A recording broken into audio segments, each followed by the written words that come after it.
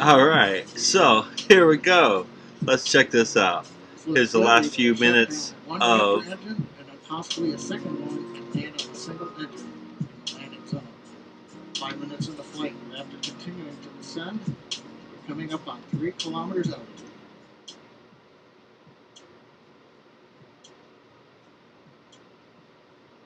Alright, let's check this out.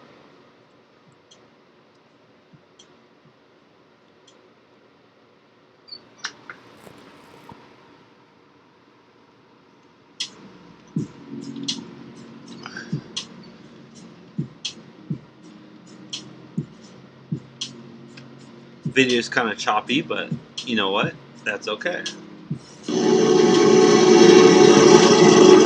And we have ignition. Starship heading back to the landing zone.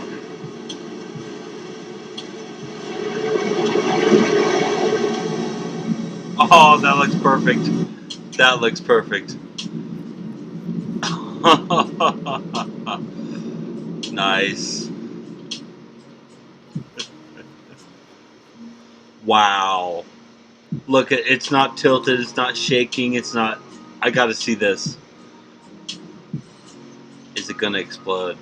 Is it going to explode? This is the 15th iteration. And Starbase Flight Control has confirmed, as you can see on the live video, we are down. The Starship has landed. We're going through the safing sequence in the flight computer right now. We'll be back in a moment. Alright, so, seriously, that is the best landing ever. This is the 15th iteration. They went from 11, which exploded immediately before takeoff, to 15. And with 15, they used different parts on 8 through 11, or 9 through 11, even, well, all the way from 1 to 11. They used the same kind of iteration of parts. And so they skipped over to 15 because they created completely different parts. They had 12, 13, and 14, but they were like, hey, we just made this from the same parts. So, well, if you just joined us, you missed a great flight. Right now we have successfully landed in the landing zone, right on the concrete. You can see we do have a small fire at the base of the vehicle, not unusual with the methane fuel that we're carrying as we continue to work on the test vehicle design. You may be able to see water going on the pad from the water cannons. But again, Starship 15, powered by 3 Raptor engines, we have successfully launched it from our facility in South Texas, landed after a routine flight where we shut engines down on the way to 10 kilometers, executed the horizontal unpowered descent, and then we got some great views of the engines lighting up as we came down for a landing at a nice slow velocity onto the concrete landing pad. The past 2 weeks have been full of accomplishments by the SpaceX team. We've had the incredible launch of the Crew 2 astronauts on the Crew Dragon Resilience. We've had the first nighttime landing and recovery of the 4 astronauts on Crew Dragon Endeavor's flight last Saturday night, and 2 successful flights of Falcon 9 in the past 7 days, each carrying 60 Starlink satellites successfully into orbit.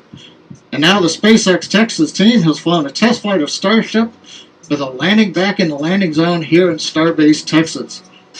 Also like to remember, this is the 60th anniversary of the first American in space, astronaut Alan Shepard and his Mercury capsule, and SpaceX has landed Starship successfully on this date. Again, an outstanding period as we work to enable the future of human spaceflight and expansion into the solar system. And with that, we're going to conclude today's webcast with the views here of Starship 15. Thank you for joining us here at SpaceX, and have a good day. freaking awesome. Alright, so, yeah. In your face, man. That's great. In your face. That's great. Oh my gosh. So, yeah, the funding for a trip to the moon has been halted from NASA because of the competition from what's his name? That dude that owns Amazon and Blue Origin. So because Blue Origin wants to be a baby and be like, hey, I didn't get the funding, you know. So So they just successfully launched this launched and landed the SN15.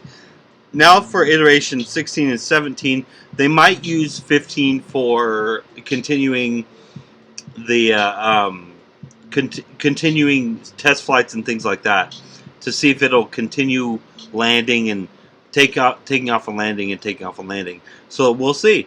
All right, awesome. This is so cool. You know, they put out the starships like crazy. It takes them weeks, 2 or 3 weeks, to create one of these ships. It's awesome. The production line is screaming fast. All right, talk to you soon. Thanks. Have a good day.